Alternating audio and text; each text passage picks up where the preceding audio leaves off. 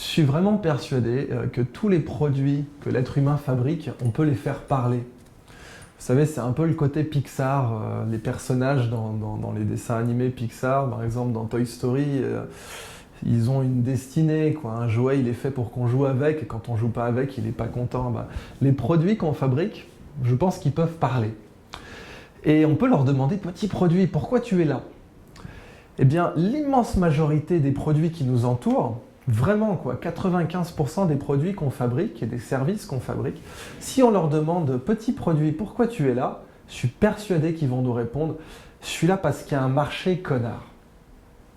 Et ça, c'est, selon moi, la majorité des produits. Je suis là parce qu'il y a un marché, voilà. Il y a un marché, j'y suis allé, je suis là pour faire la culbute. J'ai pas pris beaucoup de plaisir à faire le produit, tu prendras pas beaucoup de plaisir à l'utiliser, mais voilà, bon, il y a un marché, t'en as besoin, achète-le. Ça, c'est les produits standards. Les produits vraiment nazes, mais nazes de chez naze, quoi. Je parle par exemple d'une moto russe. Pendant longtemps, il y avait une blague qui circulait. J'ai un ami qui voyage au Sénégal, il rencontre un marabout, et le marabout donc a la liste de toutes ces œuvres, amour, gloire, beauté, guérison du cancer, guérison des ongles incarnés, tout ça. Et son argument de finition, c'est « démarre même les motos russes ».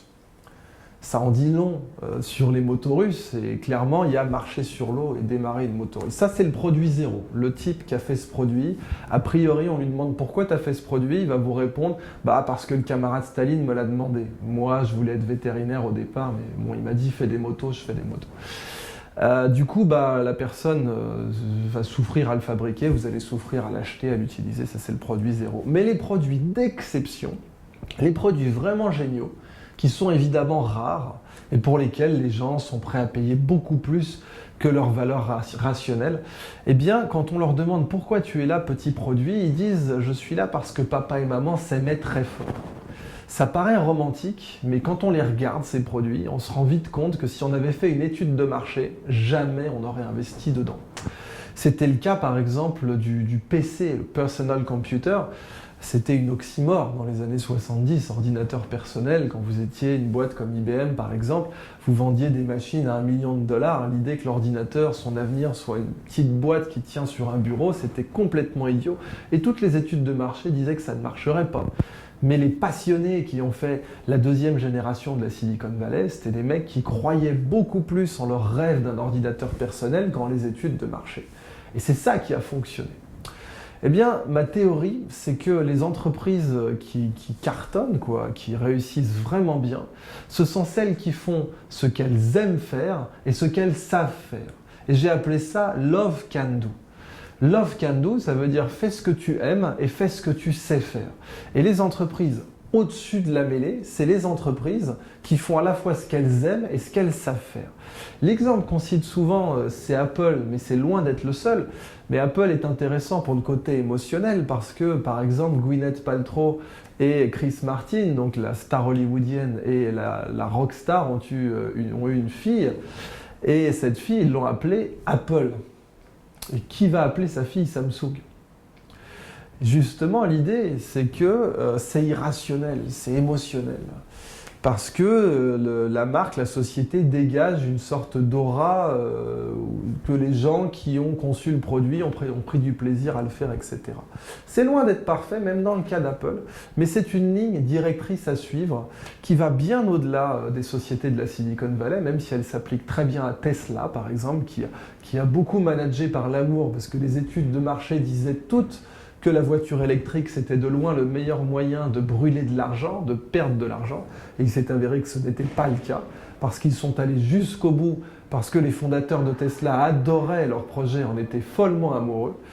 Eh bien, c'est valable aussi pour les frères Wright, qui sont cités par ce génie du management qui est Simon Sinek, qui a fait un très beau TED où il décrit que les grands leaders lead en parlant du why, en disant aux gens pourquoi ils travaillent plutôt que ce qu'ils font. Ça déjà, Saint-Exupéry en avait très bien parlé aussi, quand il disait si vous voulez construire un bateau, ne parlez pas de l'art de faire des planches, ne parlez pas de la construction navale, mais parlez de l'immensité des océans.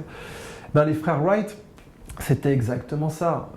La raison pour laquelle ils ont réussi, c'est qu'ils adoraient, ils étaient raides dingues de leur projet, et que tous les autres qui bossaient sur l'avion, le premier avion, qui étaient bien plus diplômés qu'eux, qui étaient bien plus brillants qu'eux, qui étaient le gendre idéal pour la plupart, eh bien ces gens-là ont échoué parce que quand ils se levaient le matin, c'était pour la gloire, c'était pour le succès, c'était pour l'argent, c'était pas pour le rêve absolu de faire voler le premier avion. Et donc leur motivation était différente. Or ça, Steve Jobs l'a bien résumé, il a dit « si vous n'aimez pas ce que vous faites, au bout d'un moment, vous allez abandonner.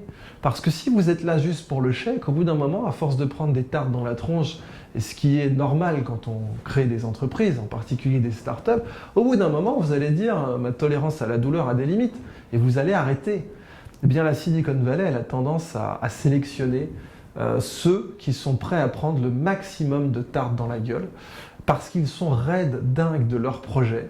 C'est valable pour Airbnb, c'est valable pour Tesla, c'est valable pour plein d'autres boîtes, parce que ceux-là ne vont pas manager par raison, ne vont pas le faire rationnellement, ils vont pratiquer un management que j'appelle supra-rationnel, qui dépasse la raison.